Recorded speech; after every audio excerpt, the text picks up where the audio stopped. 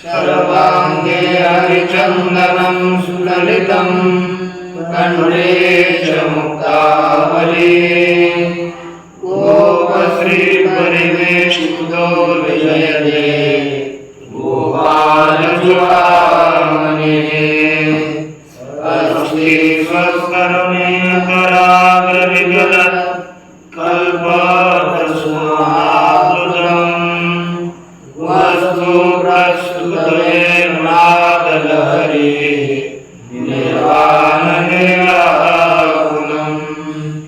स्रस्तनिबद्धनिर्मितसद् गोपीसहस्रावतम्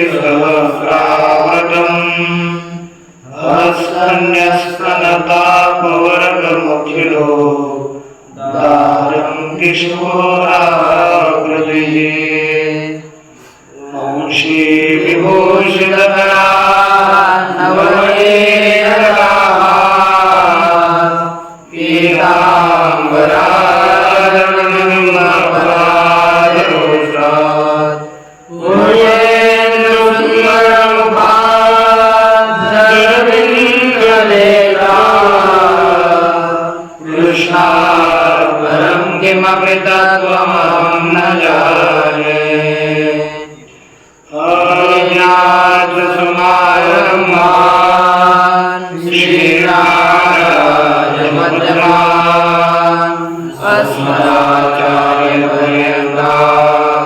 वंदे गुरु परंपरा।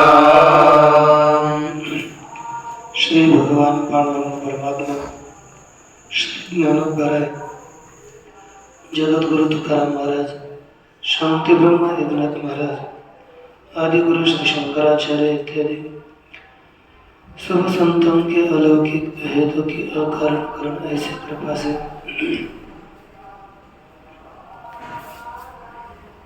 श्रीमद् व्यास भगवान के द्वारा विरचित श्रीमद् भागवत के एकादश के चिंतन के लिए हम लोगों ने आरंभ किया था। एकादश स्कंध के प्रथम अध्याय में एक उपोद्घात रूप अध्याय है।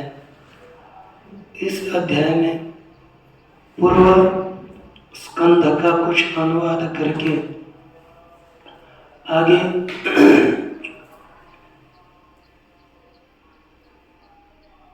द्वितीय अध्याय से आगे वसुदेव और श्री नारद महर्षि जी का संवाद है। कल तक हम लोगों ने देखा भगवान परमात्मा ने क्या क्या किया। एक, भगवान ने पहले सभी दैत्यों का वध करके एक इस पृथ्वी के भार का हरण किया, पृथ्वी के भार को उतारा। कैसे, किस रूप से उतारा, उसका स्वरूप क्या है कि जो कौरवों के द्वारा क्रोधित किए गए जो पांडव के पुत्र थे, पांडव थे, उनको निमित्त बना करके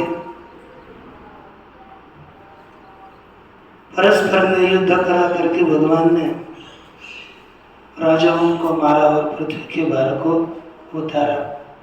उतना ही नहीं, अपने भी स्वयं अपने बाहों से जिनकी रक्षा करी, ऐसे यदुओं के द्वारा पृथ्वी के भारभूत राजा और राजाओं की सेनाओं का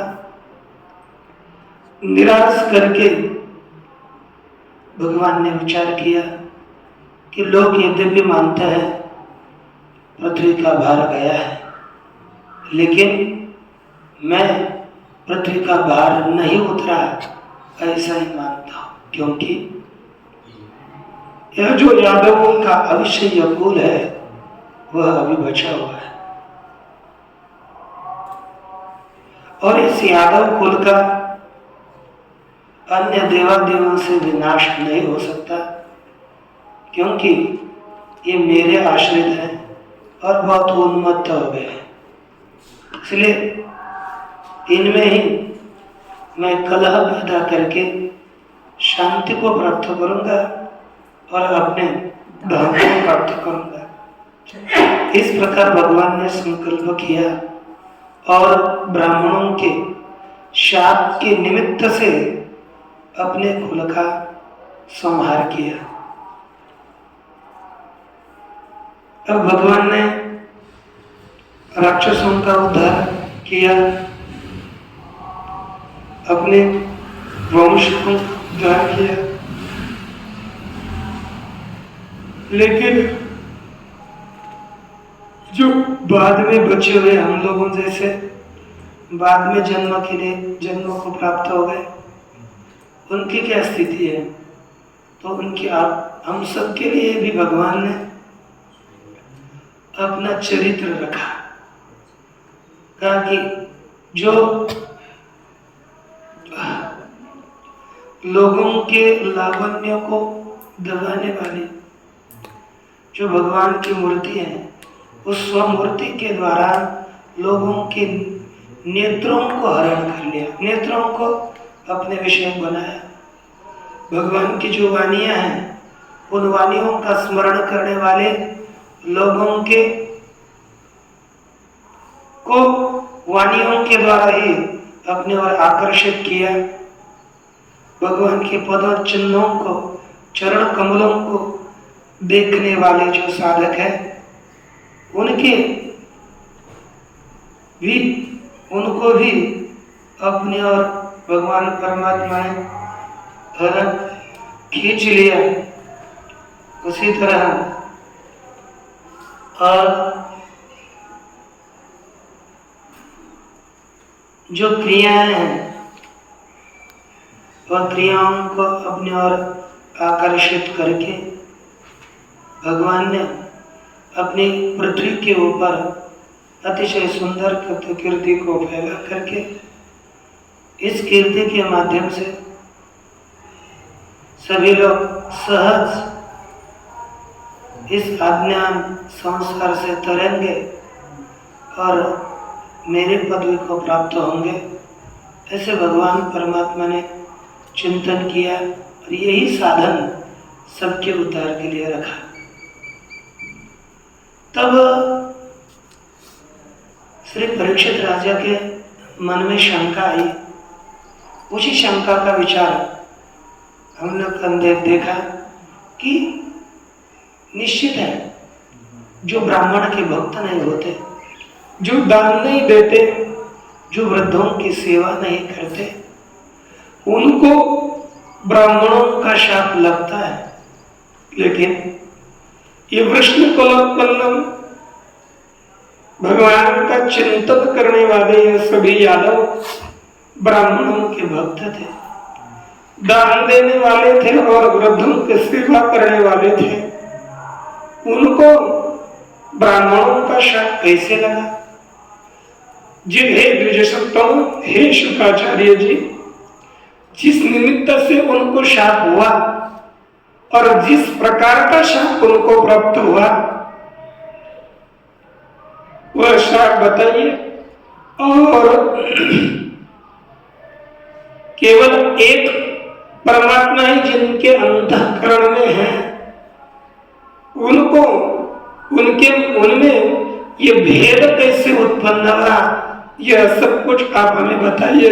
ऐसे जब श्री परीक्षित जी ने शुकाचार्य जी को प्रश्न पूछा, तो उसी का उत्तर देते हुए श्री शुकाचार्य जी ने कहा कि भगवान परमात्मा की इच्छा से ये सब कुछ हुआ है, किसी के करने मात्र से नहीं। क्योंकि बिभ्रद्वपो सकल सुंदर सन्निवेशम कर्माचरण भुवि सुमंगलमाप्त काम। अतिशय सुंदर देह को धारण करने वाले भगवान परमात्मा इस पृथ्वी में सुमंगलम कर्म आचरण, अतिशय सुंदर कर्म का आचरण करते हुए आप्त काम, जिनकी इच्छा पूर्ण हुई है, ऐसे द्वारकापुरी में निर्माण होने वाले उदार कीर्ति भगवान परमात्मा ने उनका कुछ काम अवशिष्ट था। यादवों का नाश करना यही एक कृत्य अवशिष्ट है। ऐसे भगवान परमात्मा ने अपने ही कुल के संहार की इच्छा करी। इसी के कारण ये कुल का संहार हुआ है। यही हम लोगों ने कल तक देखा था। अब इसके आगे भगवान ने क्या किया, क्या चिंतन किया, किसको प्रेरित किया कुल के संहार के लिए, अग्रिम श्लोक में कहते देखिए। कर्माणि पुण्य निवहानि सुमंगलानि, कर्माणि पुण्य निवहानि सुमंगलानि, गायज्जगत् कलिमलापहराणि कृत्वा, गायज्जगत् कलिमलापहराणि कृत्वा, गायज्जगत् कलिमलापहराणि कृत्वा, गायज्जगत् कलिमलापहराणि कृत्वा, बिभ्रद्वपुसुरसन्निवेशम् कर्माचरन् भुवि सुमङ्गलमाप्तकामः आस्थाय धामर कर्माणि पुण्यनिवहानि सुमङ्गलानि, गायज्जगत्कलिमलापहराणि कृत्वा कालात्मना निवसता यदुदेवगे पिण्डारकं समगमं मुनयो निसृष्टाः। कर्माणि पुण्यनिवहानि सुमङ्गलानि, गायज्जगत् कलिमलापहराणि कृत्वा कालात्मना निवसता यदुदेवगे पिण्डारकं समगमं मुनयो निसृष्टाः। देखिए, पुण्य निवहानि सुमंगलानि गायज्जगत् कलिमलापहराणि कर्माणि कृत्वा यदुदेवगेः कालात्मना निवसता भगवता पिण्डारकं भगवता निसृष्टाः मुनयः पिण्डारकं समगमन। ये अन्वय हुआ। इसका अर्थ पुण्य निवाहानि सुमंगलानि, पुण्य निवाहानि अर्थात पुण्य का उत्पादन करने, पुण्यानि निवहन्ति प्रापयन्ति इति पुण्य निवहानि, पुण्य को प्राप्त कराने वाले, पुण्य देने वाले, पुण्य के जनक ऐसे सुमंगलानि, अतिशय मंगल करने वाली, गायक जग, ये सभी कर्म के विशेषण है। पहला क्या विशेषण है? पुण्य निवहानि, पुण्य को प्राप्त कराने वाले कर्म। दूसरा सुमंगलानि, अतिशय मंगल रूप कर्म। और गायक जगत कलिमलापहराणि कर्माणि, गायक गायन करने वाले लोगों के द्वारा जगत में होने वाले कलिमलापहराणि, कली के मल का अपहरण कराने वाले। कलियुग में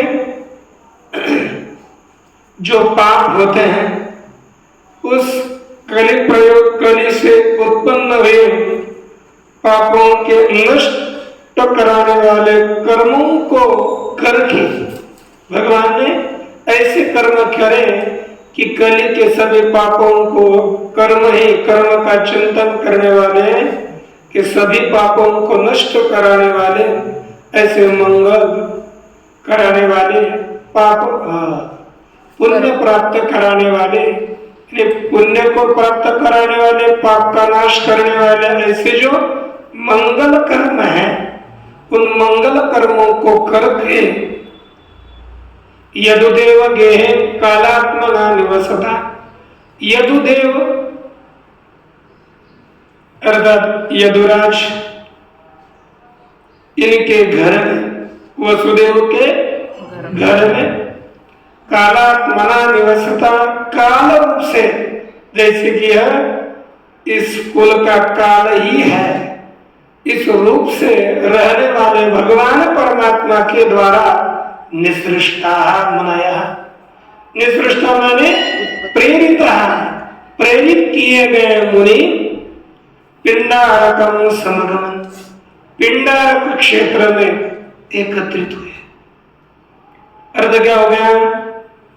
पापों का नाश कर पुण्यों की प्राप्ति कराने वाले, कली के मल का, जगत के कली के मल का नाश करने वाले, ऐसे सुमंगल सुंदर कर्मों को करने वाले, कर सुमंगल कर्मों को करके यह वसुदेव के घर में काल रूप से रहने वाले भगवान परमात्मा के द्वारा प्रेरित किए गए मुनि पिंडारक क्षेत्र में एकत्रित हुए, पिंडारक क्षेत्र में चले गए।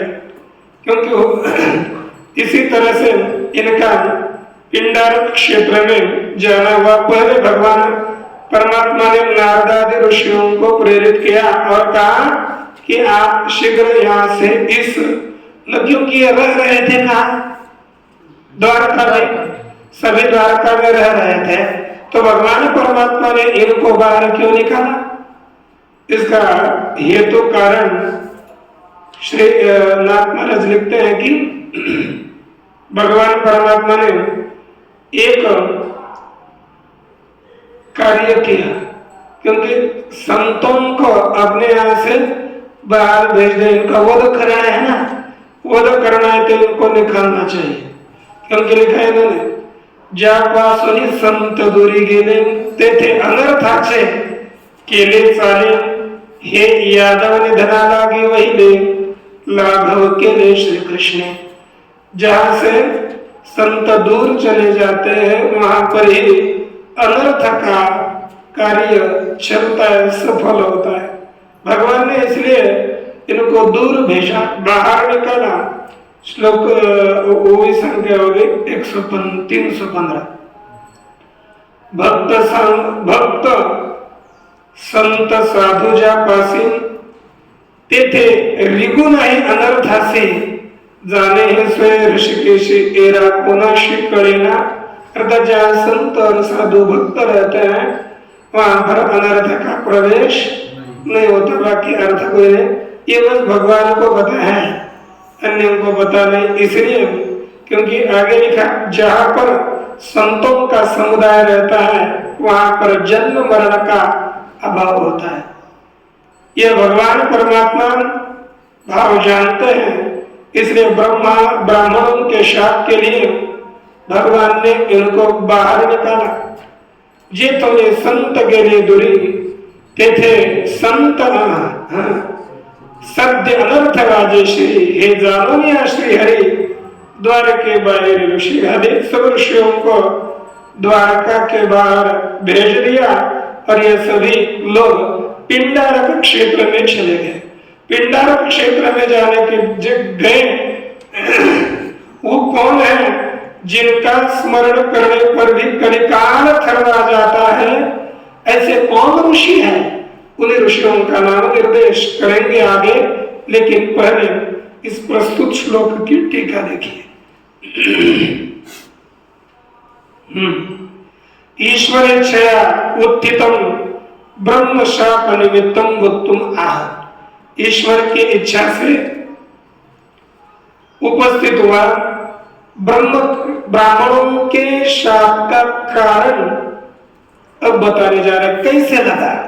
तो देखो, कर्माणि कर्मार्थम आहुतः कर्माणि कृत्वा निसृष्टा।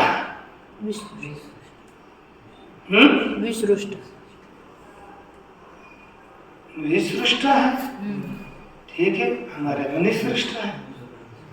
मूल में पाठ है, हमारे में निसृष्ट है।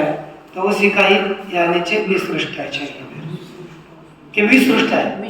मूल में निसृष्ट है, टीका में विसृष्ट, फिर नी ही चाहिए, क्योंकि उसी का ही शब्द है प्रस्थापिता, अर्थ है निसृष्टा का अर्थ है प्रस्थापिता। क्या हो गया? कर्माणि कृत्वा, भगवान ने कर्म करके ऋषियों को किसने बोला था? बोला था कर्मार्थम आहुता, कर्म कराने के लिए बुलाए गए ऋषियों के द्वारा कर्माणि कृत्वा, कर्म करके निसृष्टा प्रस्थापिता भेजे गए मुनि पिंडारकम नाम, पिंडारक नाम वाला ततो नाति दूरे तीर्थ विशेषम समगम, उससे अति दूर नहीं है ऐसे समीप ही पिंडारक नामक तीर्थ में चले गए। उसको प्रभासक क्षेत्र कहते हैं। क्या युद्ध प्रभासक क्षेत्र में हुआ है? पता चलेगा पिंडारक में ये चले गए। पूर्वोक्ताम उदार कीर्तिताम विवरणन, भगवान के पूर्व में बताए गए उदार कीर्ति का ही विवरण करते हुए यहाँ पर लिखा कि भगवान उदार कीर्ति है ना, उनकी कीर्ति श्रेष्ठ कीर्ति वाले हैं। तो किसके कारण हो गए? तो कर्म के कारण। उन्हीं कर्मों का वर्णन किया कि ये कर्म कैसे, उसी कर्मों को विशिष्ट करके बताते हैं। पुण्य निवाहानि इत्यादि भी त्रिभी पदई, पुण्य निवाहानि सुमंगलानि गायन जगत कलिमलापहरानि, इन तीन पदों के द्वारा कर्मों को विशिष्ट किया है। अर्थात ये तीन विशेषण दिए। पहला है पुण्य निवाहानि, अर्थात पुण्य प्राप्त कराने वाले कर्म कौन से हैं? कानिचित अश्वमेधादि कर्माणि पुण्यमेव जनयन्ति, कुछ अश्वमेध इत्यादि कर्म है वे केवल पुण्य को ही जन्म देते हैं। दूसरे पुत्रोपलालनादि तो तत्काले सुखमेव कुर्वन्ति, जैसे पुत्र इत्यादि के पुत्र का लाड़ प्यार इत्यादि करने वाले जो कर्म है वो तत्काल सुख को ही उत्पन्न करते हैं। पुण्य का लेवलेश उसमें रहता है। प्रायश्चित्तादि तो पापमेव हरन्ति, लेकिन प्रायश्चित्त कर्म पाप का ही नाश करते हैं। भगवान परमात्मा के जो कर्म है वो पाप का भी नाश करते हैं, सुख भी देते हैं और पापों का भी नाश करते हैं। ऐसे त्रिविध गुणों से युक्त भगवान परमात्मा के कर्म है। इसलिए लिखा एतानि तो सर्वतोमुखानि, यह कर्म तो सब मुख वाले हैं, सब और से श्रेष्ठ है। पुण्य निवाहानि, कैसे? कीर्तनादिना पुण्यानि निवहन्ति पापयन्ति, भगवान परमात्मा के कर्मों का वर्णन करेंगे तो पुण्य की प्राप्ति होती है। लिखा कैसे? कीर्तनादिना, कीर्तन इत्यादियों के द्वारा पुण्य को प्राप्त कराने वाले यह भगवान के कर्म है। क्या करने वाले हैं? कीर्तन के द्वारा ये पुण्य की प्राप्ति कराने वाले भगवान के कर्म है। द्वितीय तथा सुमंगलानि अति सुखात्मकानि, भगवान के कर्म सुमंगल है, अतिशय सुख देने वाले हैं। तद्वत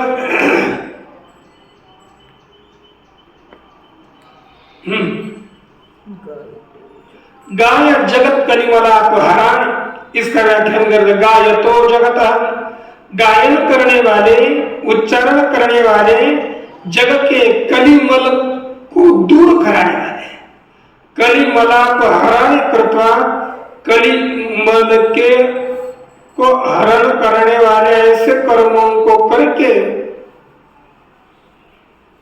भगवान ने मुनियों को प्रेरित किया है। तो मुनियों के प्रस्थान में कारण क्या है? मुनियों को बाहर निकालने का, बाहर जाने का कारण क्या है? उसी कारण को कहा कालात्मनाम काल रूप से अर्थात संहारक रूप से यदुदेव गेहे अर्थात वसुदेव के घर में रहने वाले भगवान परमात्मा ने प्रेरित किए हुए मुनि पिंडारक क्षेत्र में चले गए। स्वकुलम संजीर्षता इत्यर्थ। ये कालात्मना यदुदेव के निवसता का तात्पर्य अर्थ क्या किया? अपने कुल का संहार करने की इच्छा करने वाले भगवान परमात्मा ने प्रेरित किए हुए मुनि पिंडारक क्षेत्र में चले गए। कौन कौन है तो देखिए, विश्वामित्र सित कन्वो दुर्वासा भृगुरंगिरा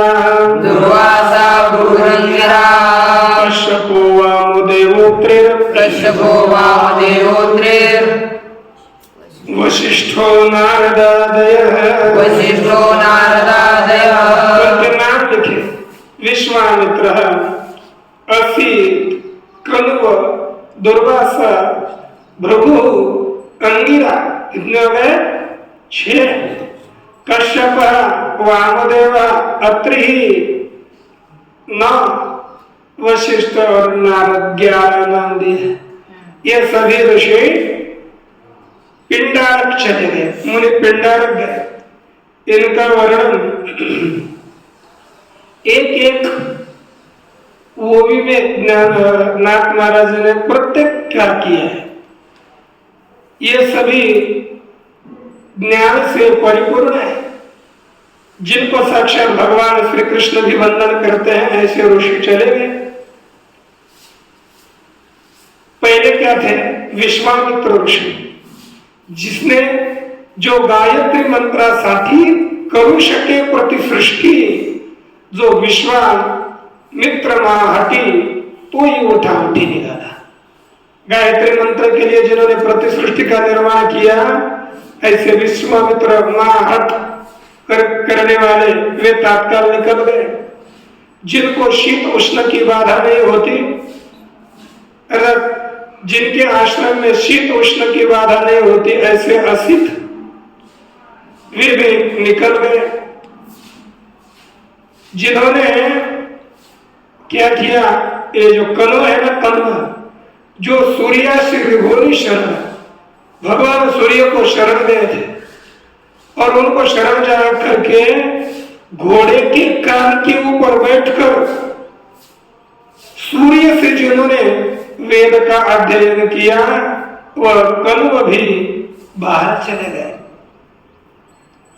जो दुर्वास अत्याहारी थे, आहार सेवन करके भी निराहारी रह गए, ऐसे महर्षि वो भी द्वारका के बाहर चले गए। जिन्होंने भगवान परमात्मा के हृदय पर लत्ता का प्रहार किया, ऐसे भृगु ऋषि चले गए। जो अंगिरा है, जिनका पुत्र साक्षात बृहस्पति है, जो देवताओं का गुरु है, ऐसे अंगिरा चले गए। कश्यप जी सुर नर पन्नग, जिनके पुत्र है, जिनके उदर से उनका जन्म हुआ, इसलिए इस सृष्टि को कश्यप सृष्टि कहते हैं। ऐसे कश्यप ऋषि भी चले गए।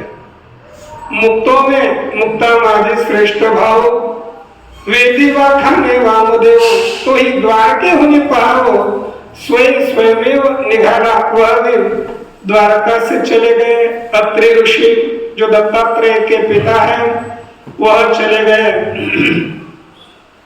ये सभी ऋषिश्वर चले गए। इसके पश्चात वशिष्ठ जी जो भगवान प्रभु रामचंद्र जी के गुरु हैं, उन्होंने सूर्य के साथ स्पर्धा करके अपने शाके, अपना वस्त्र और सूर्य का प्रकाश कर सूर्य को लज्जित किया था। ऐसे श्री तपोतेज श्री वशिष्ठ जी, तद्वत श्री नारद ऋषि, आप तो जानते हैं नित्य भगवान के नाम कीर्तन में लगे रहते हैं। ऐसे नारद ऋषि, ये सभी ऋषि चले गए। वहां चले जाने के बाद वहां रह गए। उसके बाद क्या आगे की क्रीड़ा क्या ये यादव ने की, तो देखिए,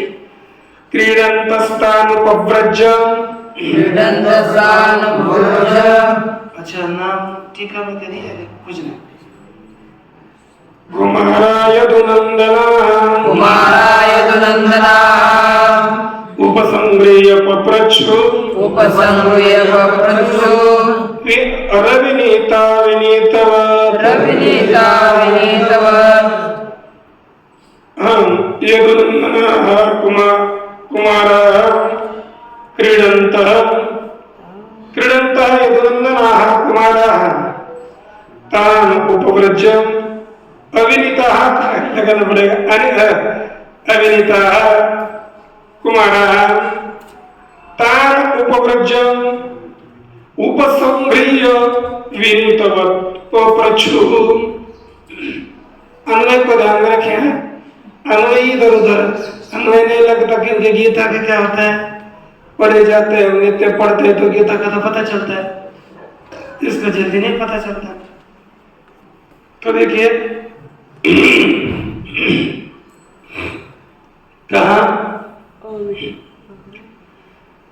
क्रीडन्तः यदुनंदना कुमारा खेलते हुए, क्रीडन्तार्थात खेलते हुए,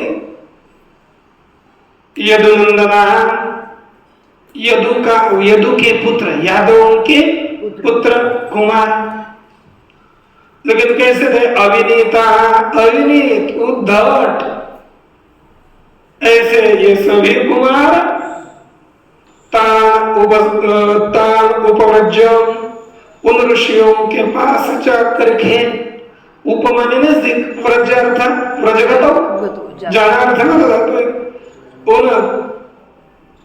उनके पास जा करके उपसंग्रह्य और पैरों को धारण करके उनके चरणों का स्पर्श करके विनीतवत पप्रच्छु, जैसे कि बहुत विनम्र आदमी है तो विनम्र की तरह पूछा। पप्रच्छु लेट लगा प्रथम पुरुष बहुवचन है, लेकिन विनीत की तरह, विनम्र की तरह है। उद्धट कोई होते ना आगे बोलते समय तो ऐसा लगा कि इनके जैसे सज्जन जगत में है ही नहीं, और पीछे चले जाने के बाद पुनः अपोज नहीं करते ना नहीं तो सामने के आगे चलो तो ठीक, और पीछे गए तो चले गए, चलो अपना कूदो। तो ये नेचर बोलते वैसे तो करता है।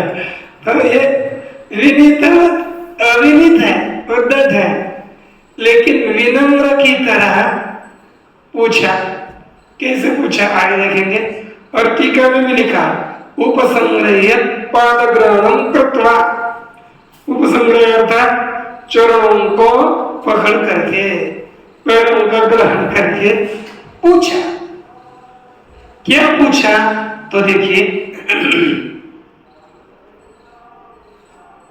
आगे ते वेशयित्वा श्रीवेशैः सांबं जाम्बवती सुतम् एषा पृच्छति वो विप्रा अन्तर्वत्न्यसिते क्षणा ते श्रीवेशैः जाम्बवती सुतम् वेशयित्वा, सांबं वेशयित्वा,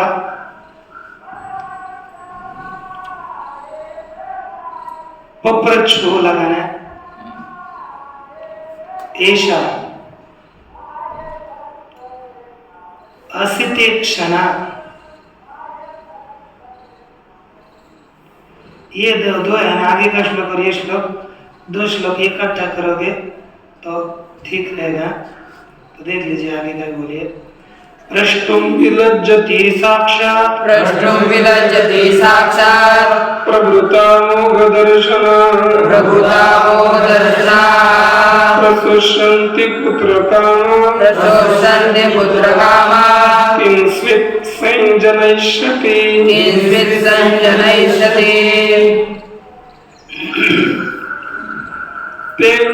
पहले तो ठीक है। ते श्रीवेशैः जाम्बवती सुतं सांबं वेशयित्वा हे विप्राः, ये बोले हे विप्राः,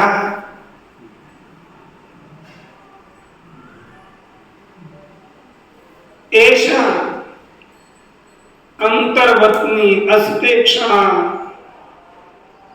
विप्रा के लिए विशेषण दिया है अमोघ दर्शनाः विप्राः एषा अंतर्वत्नी अस्ते क्षणा। साक्षात् प्रष्टुं विलज्जति व प्रशंसन्ति पुत्र कामा एषा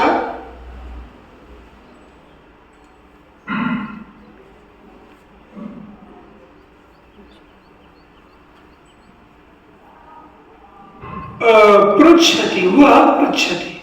लेकिन किसके द्वारा? यहाँ पर यश ऐसा वह पृच्छति में ऊपर के श्लोक में अस्मत् द्वारा है ना, क्या अस्माभिः वह पृच्छति किंचित् जनयिष्यति। ये अन्वय, इसका अर्थ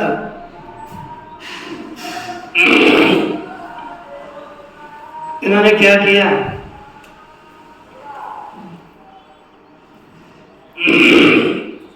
कि खेलते खेलते चले गए और जाने के बाद स्त्री वेशों के द्वारा, स्त्री का वेश अर्थात नारी के लिए जितने चिन्ह उचित होंगे ऐसे सब चिन्हों से, स्त्री के वेश से जाम्बवती के पुत्र को, सांब को युक्त किया।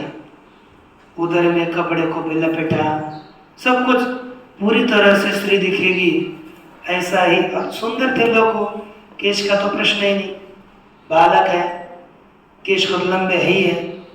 बालक होने के कारण 15-16 में मूंछ वगैरह भी नहीं आई, तो नाटक करने में कोई ज़्यादा समस्या नहीं है।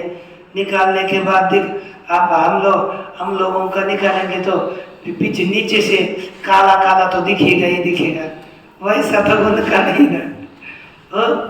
अब वे सुंदर, सबसे सुंदर ये पुत्र थे, तो उनको स्त्री के वेश से युक्त किया और पूछा हे अमोघ दर्शनाः विप्राः, जिनका ज्ञान कभी व्यर्थ नहीं जाता, मोघम नहीं होता, व्यर्थ नहीं होता, ऐसे है विप्र। ऐसा अंतर्वर्तनी, यह गर्भिणी है। अंतर्वर्तनी माने गर्भिणी। आस्ते क्षणा नील नेत्रा, इसके नेत्र नीले काले काले। ये प्रशस्यन्ति, साक्षात ये प्रसूत होने वाले, साक्षात ये प्रसूति के समय पर आई। पुत्र कामा, और अपने लिए पुत्र चाहने वाली, पुत्र की इच्छा रखने वाली, लेकिन साक्षात लिखा ना आपको, साक्षात प्रष्टुम विलज्जति, साक्षात आपको पूछने के लिए लाजती हुई। यह सांबा समझो है ना, लाजती हुई। अस्मत् द्वारा पृच्छति, हमारे द्वारा आपको पूछती है। किम स्विज्जनयिष्यति, यह क्या उत्पन्न करेगी? किम, क्या पुत्र को जन्म देगी अथवा पुत्री को जन्म देगी, यह बताइए। इस तरह से इन्होंने प्रश्न किया। हे अमोघ किम स्विज्जनयिष्यति, प्रभुता आप बताइए ये क्या उत्पन्न करेगी। आप अमोघ दर्शन पहले विप्रा के साथ अमोघ दर्शन संबोधन है, तो आप हमें ये बताइए कि ये क्या उत्पन्न करेगी, किसको जन्म देगी। इस तरह से इन्होंने प्रश्न किया। अब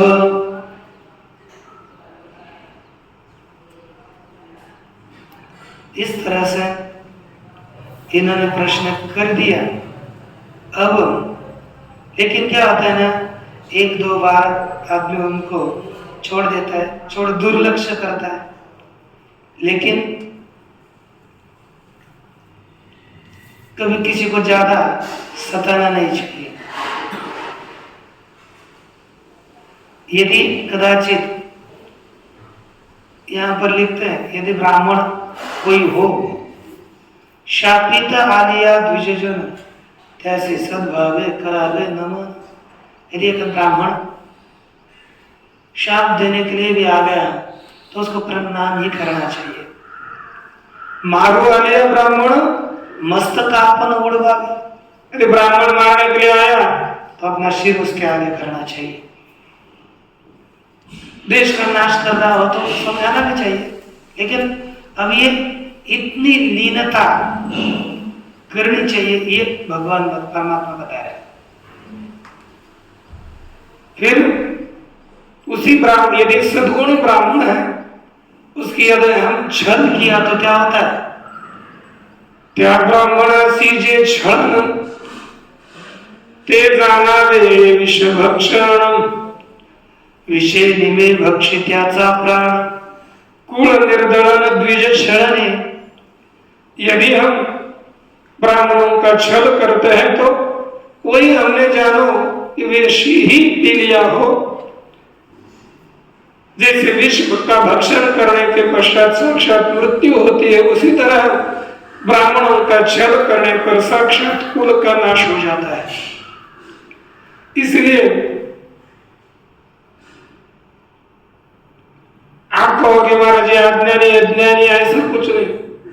अविद्या सुविद्या न भरता जाण, धरा तळी ब्रह्म ब्राह्मण, त्यांचे करू जाता छळन, कुल निर्दलन आवश्यक।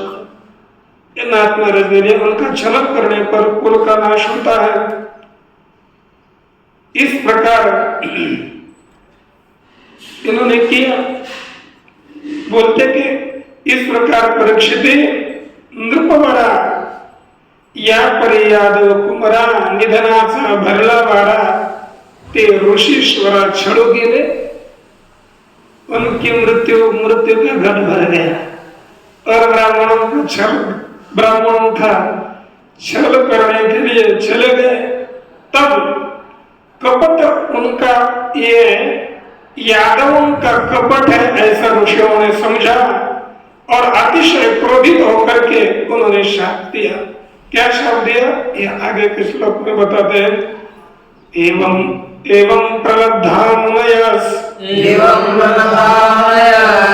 तानुचो कुपितान् नृप जनयिष्यति वो मंदा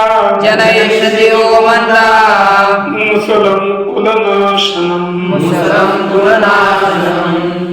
एवं प्रलब्धा मुनयस् तानुचो कुपितान् नृप जनयिष्यति वो मंदा मुसलं कुलनाशनम् एवं प्रलब्धा मुनयः साधुषु कुपितान् जनयिष्यति वो मंदा मुसलं कुलनाशनम्।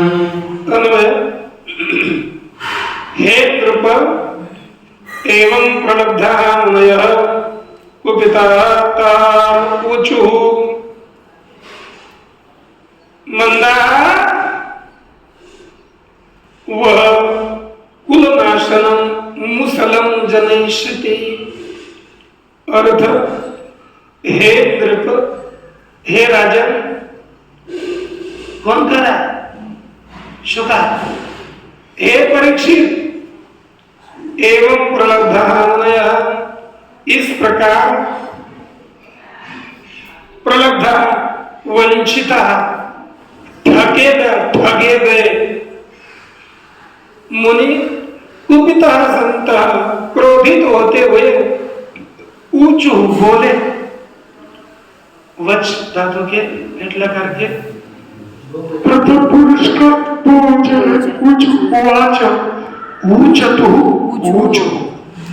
बोले कि हे मंदो बुद्धिहीनो, क्योंकि छल के दूसरों का छल करने वाला बुद्धिमान थोड़ा होता।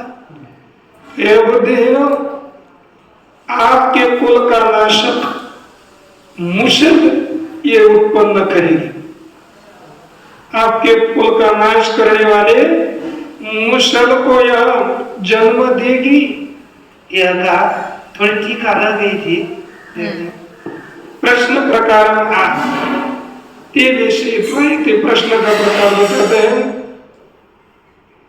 उन्होंने विषयित्वा वस्त्र पहना करके दो श्लोक के द्वारा, विषयत्व इत्यादि 2 श्लोक के द्वारा। तो क्या लिखा? हे अमोघ दर्शन अभिप्राय, जिनका दर्शन व्यर्थ नहीं जाता है, श्री ब्राह्मणों, ऐसा अंतर्वर्तनी गर्भिणी, अंतर्वर्तनी अर्थात गर्भिणी, इस मन साक्षात पृष्ठों विलज्जती, आपको साक्षात पूछने के लिए लज्जती हुई, लज्जमाना अस्ममुखी न पृच्छति, हमारे मुख के द्वारा ही पूछती है, हमारे द्वारा यह प्रश्न करती है। प्रशंसन्ति आसन्न प्रसवा, ये तुरंत ही पुत्र का जन्म देने वाली है। कि संजनयिष्यति, किसको जन्म देगी? कन्या व पुत्रम व तत्प्रभुत, कन्या को जन्म देगी अथा पुत्रम को जन्म देगी, वह बताइए। इस तरह से इनका प्रश्न हुआ। अब प्रणब्धा का अर्थ किया वंचिता, ये को क्रुद्ध होकर सभी उन्हें शाप दिया। शाप देने के बाद उनकी क्या स्थिति हुई, वे कहाँ चले गए, इसका विचार रखेंगे कल। ओम पूर्णमदः पूर्णमिदं पूर्णात् पूर्णमुदच्यते पूर्णस्य पूर्णमादाय पूर्णमेवावशिष्यते।